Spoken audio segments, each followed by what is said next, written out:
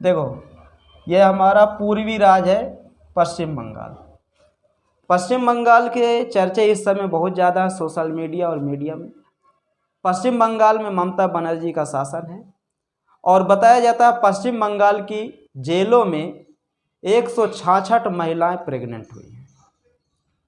अब वो 166 महिलाएं प्रेग्नेंट कैसे हो गई, इसका जवाब ना तो वहाँ की गवर्नमेंट के पास है और ना इसका जवाब वहाँ की हाई कोर्ट के पास है। जब ये जानकारी सुप्रीम कोर्ट को हुई तो सुप्रीम कोर्ट ने वहाँ की हाई कोर्ट से पूछा कि आप ये बताइए 166 महिलाएं कैसे प्रेग्नेंट हो गई। तो वहाँ की हाई कोर्ट ने कहा कि 66 महिलाएं ऐसी थी जिन्हें छोड़ा गया था और वो अपने घर गई, वहाँ से जब वो वापस आई तो प्रेग्नेंट थी। तो सुप्रीम कोर्ट ने कहा चलो ठीक है 66 हम मान लिए, बाकी 100 कैसे हो गई। तो उन्होंने कहा कुछ ऐसी महिलाएं थी जब उन्हें गिरफ्तार किया गया था तो पहले से प्रेग्नेंट थी। तो उन्होंने कहा चलो अच्छा 40-50 महिलाएं ऐसी हो सकती हैं, लेकिन और 50 कैसे हो गई। तो इसका जवाब ना तो वहाँ की गवर्नमेंट के पास और ना इसका जवाब वहाँ की हाई कोर्ट के पास। खैर सुप्रीम कोर्ट ने बहुत ही ज़्यादा फटकार लगाई है वहाँ की गवर्नमेंट को भी और हाई कोर्ट को भी, कैसा कैसे हो गया। अब देखिए एक मूवी आई थी, बॉलीवुड वालों ने मूवी बनाई थी, शाहरुख खान थे इसमें विलन के किरदार में थे, माधुरी दीक्षित। माधुरी दीक्षित जब जेल जाती है तो जेल के अंदर माधुरी दीक्षित के साथ गलत काम होता है और माधुरी दीक्षित प्रेग्नेंट हो जाती है और ये अंजाम फिल्म का कहानी है।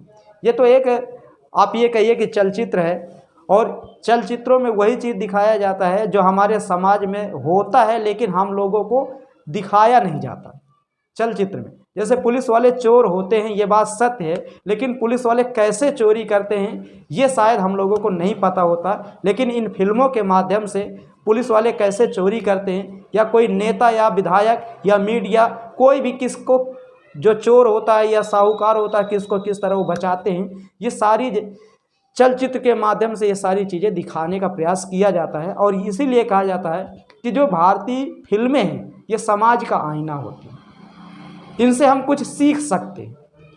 अब देखिए, अब सुप्रीम कोर्ट ने हाई कोर्ट को फटकार लगाया, हाई कोर्ट ने बंगाल सरकार को फटकार लगाया। अब फटकार लगाने से का मतलब ये थोड़ा है, क्योंकि जेल के कुछ रूल होते हैं। जैसे कोई महिला कैदी है उसे बंद कर दिया गया जेल के अंदर, मान लो उसका पति ही है, पति उसका मिलने के लिए जा रहा है अपनी पत्नी से, तो जब पति अपने पत्नी से मिलने के लिए जाएगा ना तो एक पुलिस वाला उसके साथ जाएगा और उसको अकेले नहीं छोड़ा जाएगा कि घंटा 2 घंटा 3 घंटा 4 घंटा के लिए उन्हें अकेला छोड़ दिया जाए, ऐसा बिल्कुल नहीं किया जाता। बस खाने पीने की चीज़ें देंगे, वापस जाओ अपने। तो ये जेल के कुछ रूल नियम होते हैं। अब इतना सब चीज़ होने के बाद फिर भी महिलाएं अगर प्रेग्नेंट हो रही हैं तो कहीं ना कहीं ये बंगाल सरकार के मुंह में एक धब्बा है। अच्छा, इसमें एक चीज़ और बता दें, इसमें चोर सरकार नहीं होती, इसमें चोर जानते हो कौन होता है? इसमें चोर वो होते हैं जैसे जेल के जो प्रशासन, जो जेल के कर्मचारी।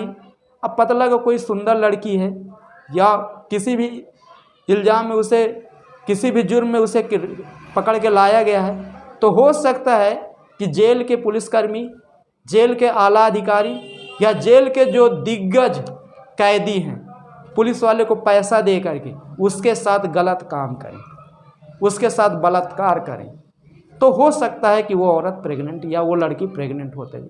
तो ऐसे ही बात सामने आ रही है कि ऐसा ही हो सकता है जैसे माधुरी दीक्षित के साथ हुआ था।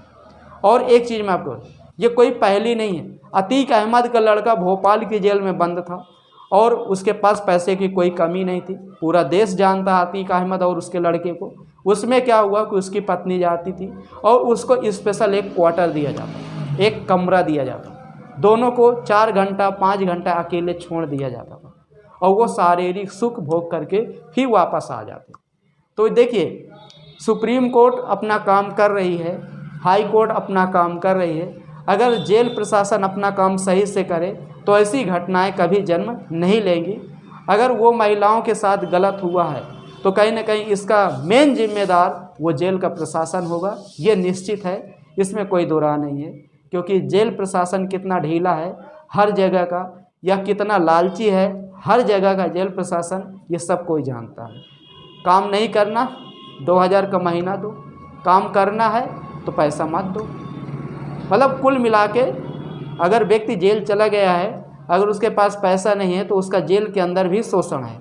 अगर उस व्यक्ति के पास पैसा है तो जेल के अंदर भी वो राजा के जैसे जीवन अपना बिता सकता है।